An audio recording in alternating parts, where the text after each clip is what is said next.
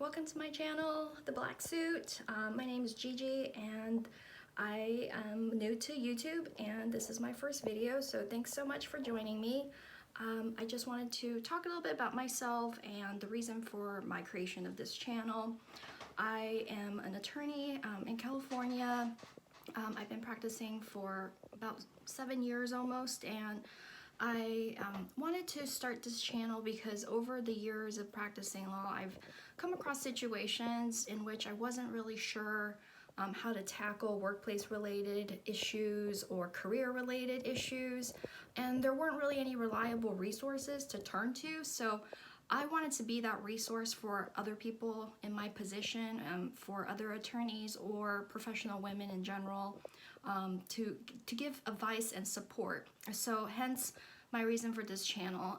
About the title of this channel, I call it The Black Suit because whenever I'm in court, I always wear black. I just feel very empowered in the black suit.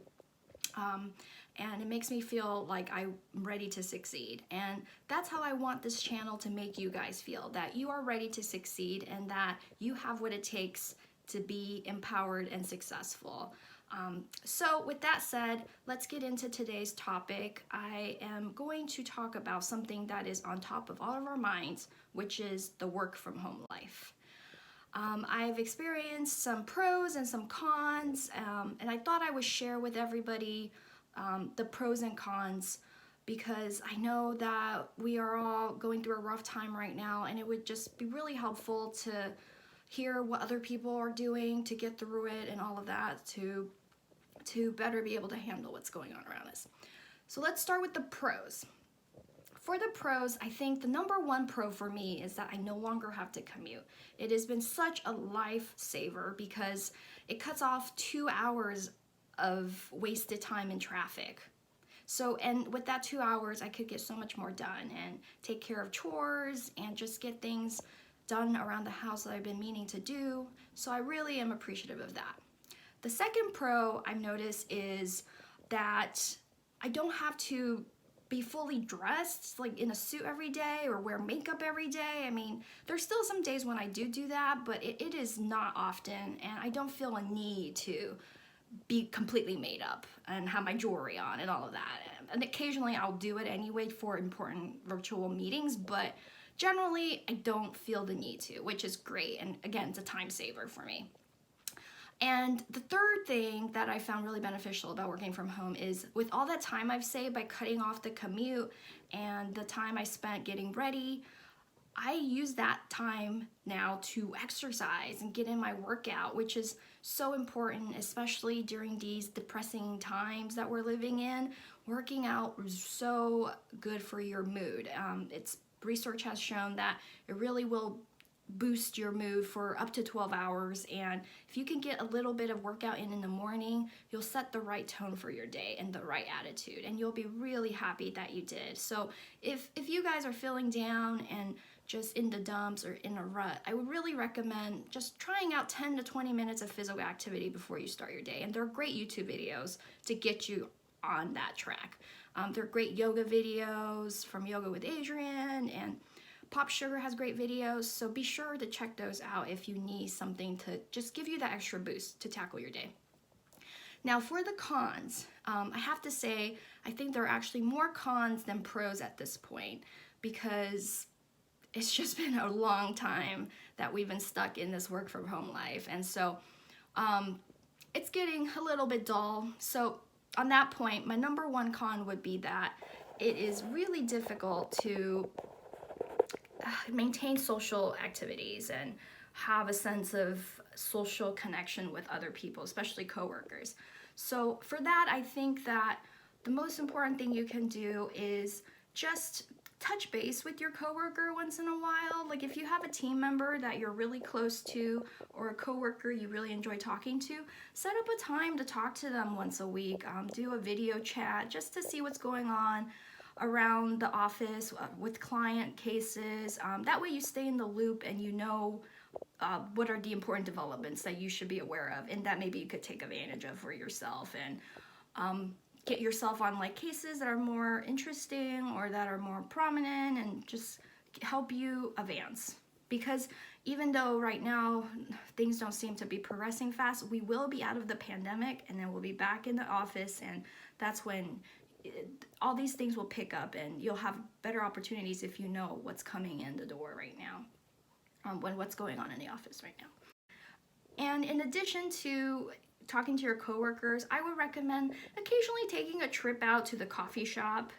If there's a coffee shop near you or a bakery near you that you really enjoy going to, I would recommend that you take occasional time out of your day to go do that. Take a walk to the coffee shop. It's nice to give you a fresh air and new faces to see and maybe new interactions, even if they're more limited because you're wearing your mask and whatnot. But I think it's healthy to do that.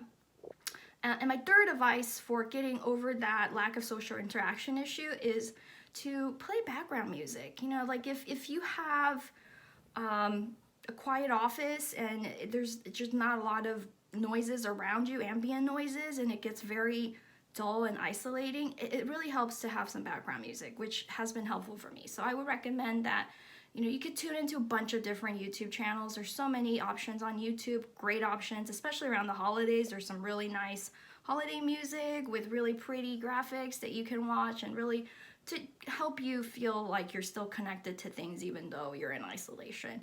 So I definitely recommend that.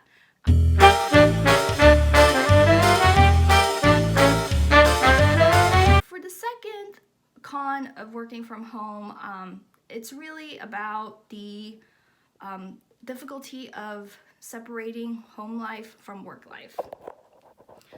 And my solution for tackling that is to just set a schedule for yourself and try to maintain a regular schedule that you would normally maintain when if you were in the office.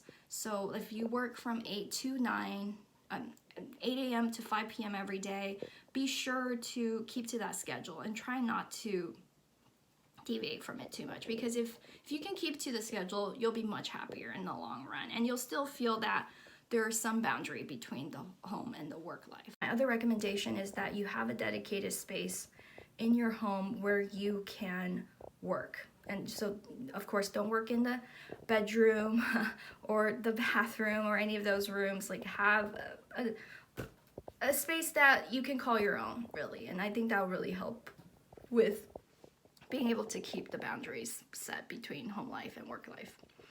For my third con, I would say that it's been really hard to try to be efficient because of the second issue that I mentioned, which is it's hard to keep your home life and your work life separate. So efficiency is kind of going out the door right now. And I combat that by first trying to prioritize your tasks the night before. For the day ahead. So if you know what's coming up tomorrow, prioritize the night before so that you can hit the ground running the next day. Because if you try to prioritize the morning of, which I know some people might like to do, you might not succeed, because you know, as attorneys, we get a lot of last minute emails. So you wake up and your inbox is already filled with urgent requests and urgent emails.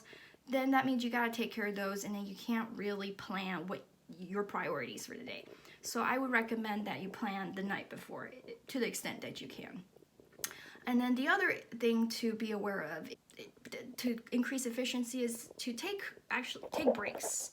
It's actually useful to take breaks, and it's your brain can only concentrate for 90 to 120 minutes at a time. So you want to be sure to take breaks to let your brain kind of empty out a bit and then rejuvenate your brain so that there's space for other activities coming up.